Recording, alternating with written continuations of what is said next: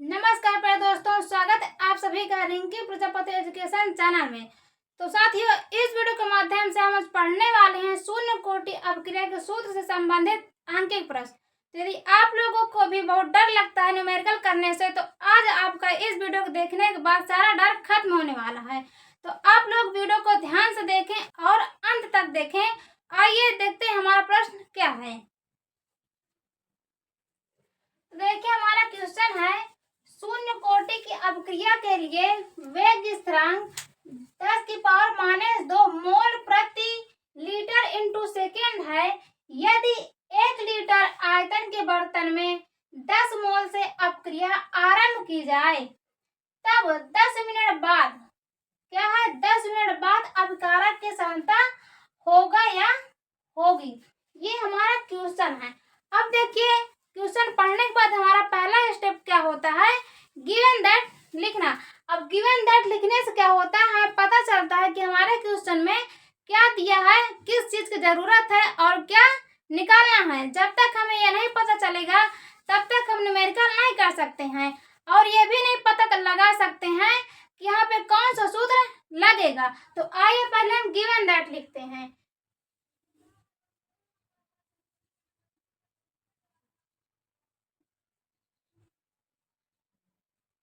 Given that, अब देखिए क्या दिया हुआ है, वेग स्थिरांक दिया हुआ है। तो वेग स्थिरांक यहाँ पे हम लिखेंगे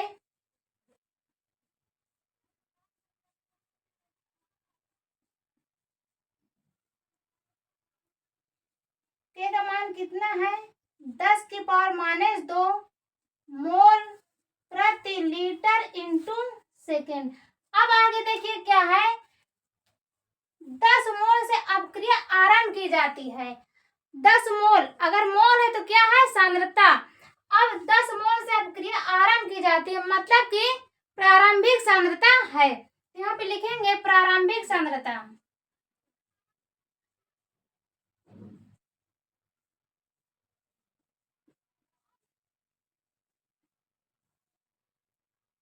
हम इसे दर्शाएंगे ए से। कितना दिया हुआ है, 10 मोल।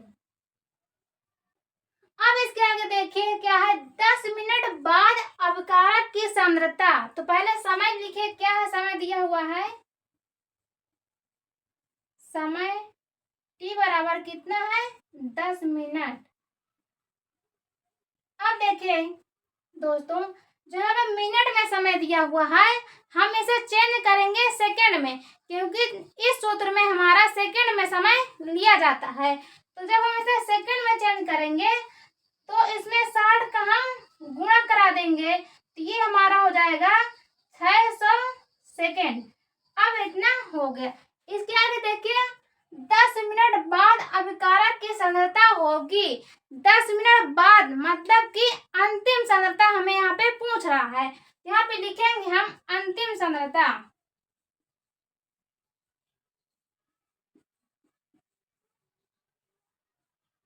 अंतिम सांद्रता हम किससे दर्शाएंगे, A0 या जिसे कहें A0, ये हमें पूछा है।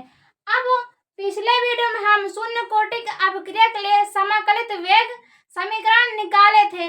वहां पे हम बताए भी थे कि इस सूत्र को याद कर लीजिए, क्योंकि यह सूत्र बहुत जरूरी है और इस चैप्टर से न्यूमेरिकल 100% पूछा जाता है एग्जाम में। तो अब देखिए इतना हो गया। अब हम लगाएंगे शून्य कोटि अपक्रिया का सूत्र। यहाँ पे शुरू में ही दिया है शून्य कोटि अपक्रिया के लिए। तो यहाँ पे शून्य कोटि अपक्रिया के लिए सूत्र क्या होता है,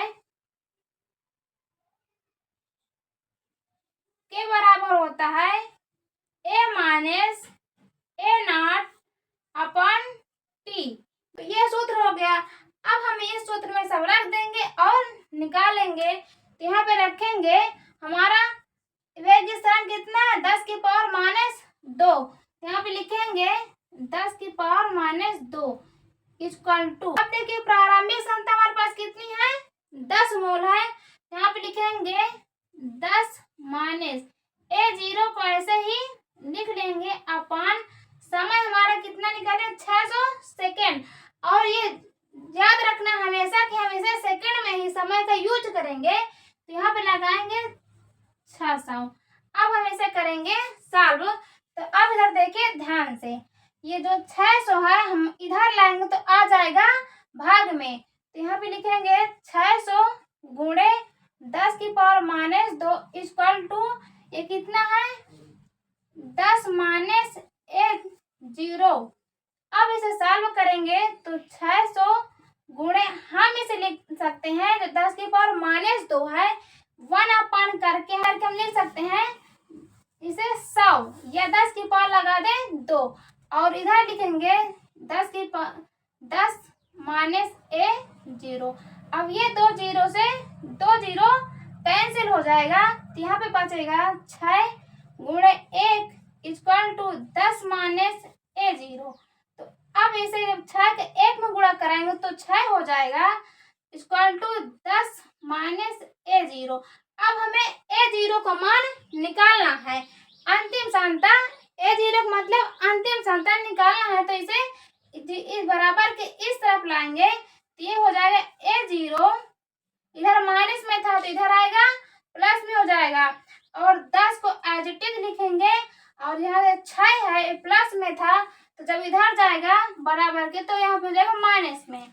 तो अब ए 0 इक्वल टू 10 में से जब 6 माइनस कर देंगे तो कितना बचेगा 4 मोल।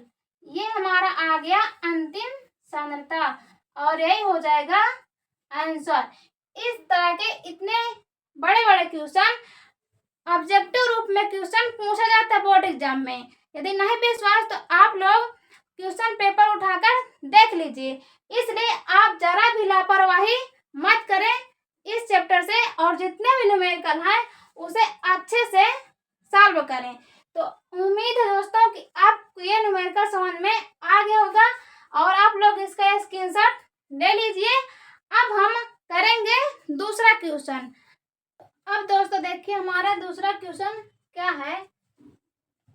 शून्य कोटि अवक्रिया में 200 सेकेंड में 30% विघटन मिला, इसके अर्ध आयुक काल की गणना करें। अब इस क्वेश्चन को आप लोगों को ध्यान से देखना है और समझना है। तो यहाँ में पहले हम लिखेंगे क्या क्या दिया हुआ है।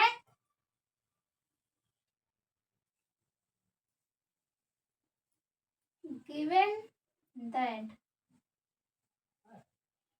तो पहले हमें क्या दिया है समय दिया है 200 सेकेंड। तो यहाँ पे लिखेंगे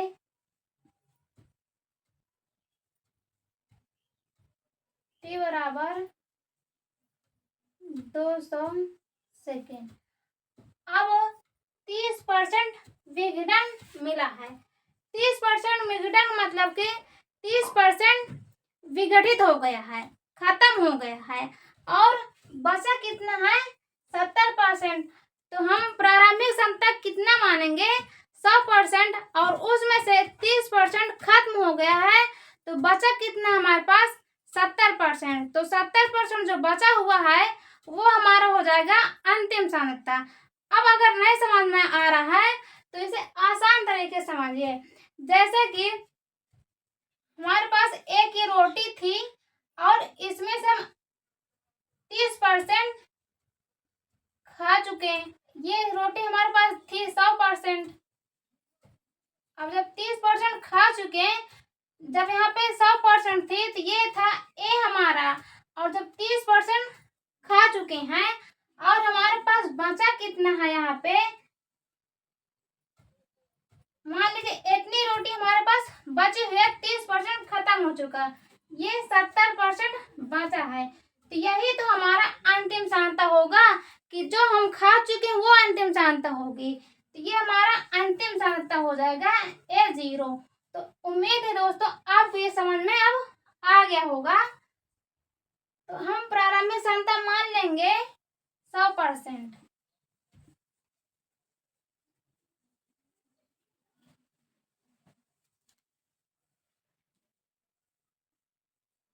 A= हो जाएगा 100% और अंतिम सांद्रता हम मानेंगे हो जाएगा हमारा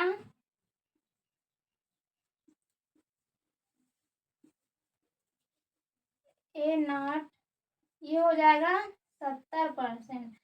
अब जो परसेंट में दिया हुआ है हम इसे अंक में चेंज कर लेंगे।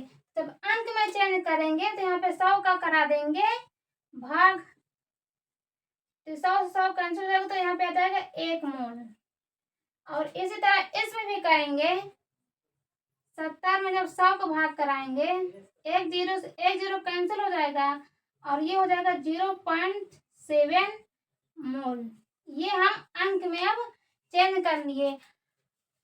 अब हमें यहाँ पे अर्ध आयुकाल निकालना है शून्य कोटि के लिए। तो हमारा सूत्र क्या होता है शून्य कोटि के लिए अर्ध आयुकाल के बराबर होता है A/2/t। ये हमारा होता है सूत्र अर्ध आयुकाल के लिए शून्य कोटि अभिक्रिया का। तो यहाँ पे देखिए हमें वेग स्थिरांक नहीं दिया हुआ है, तो हम पहले वेग स्थिरांक निकालेंगे। तो वेग स्थिरांक निकालने के लिए पहले हमें सूत्र लगाएंगे के बराबर A-A0/t। इस सूत्र से हम पहले यहाँ से के निकालेंगे, उसके बाद इस सूत्र का यूज करेंगे और निकालेंगे अर्ध आयुकाल, क्योंकि हमें यहाँ पे पूरा समय दिया हुआ है। तो अब यहाँ पे देखिए के का मान हम यहाँ से निकालेंगे। ए का मान हम कितना निकाले हैं 1 मोल, तो 1 रखने के माइनस A0 का मान कितना है 0.7 और समय हमारे पास कितना दिया है 200 सेकेंड। ये हो गया। अब यहाँ से हम माइनस करेंगे तो कितना बचेगा 0.3 और अपन में हो जाएगा 200। ये हमारा आ गया के का मान। अब हम इसे इसी तरह छोड़ देंगे यहाँ पे। अब इधर आएंगे हम, तो यहाँ पे रखेंगे के का मान। तो के का मान हमारे पास है 0.3/200 इक्वल टू, और प्रारंभिक क्षमता हमारे पास है कितना 1 मोल। हम लिखेंगे 1 अपान ये 2 है गुणा कर देंगे, और टी हाफ का मान हमें है निकालना, तो इसे ऐसे लिख लेंगे। अब ये 2 जो गुणा में है इधर जाएगा, भाग में है तो इधर आ जाएगा, तो गुणा में हो जाएगा, तो हो जाएगा 2 गुणे 0.3/200 1/2 टी। अब इस 2 से इस 2 को कर देंगे कैंसिल, तो यहाँ पे हो जाएगा 0.3/100 इक्वल टू 1/2 टी। अब देखिए यहाँ पे करा देंगे हम कैंची गुणा। जब कैंची गुणा करा देंगे तो 0.3/2 टी इक्वल टू हो जाएगा 100।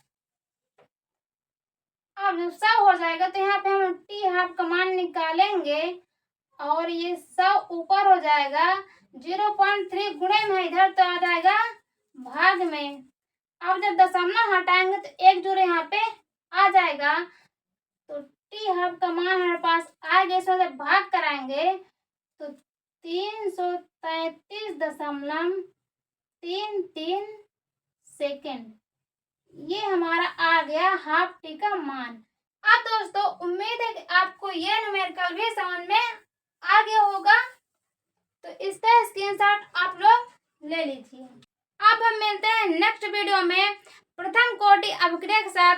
आज के लिए इतना ही, धन्यवाद।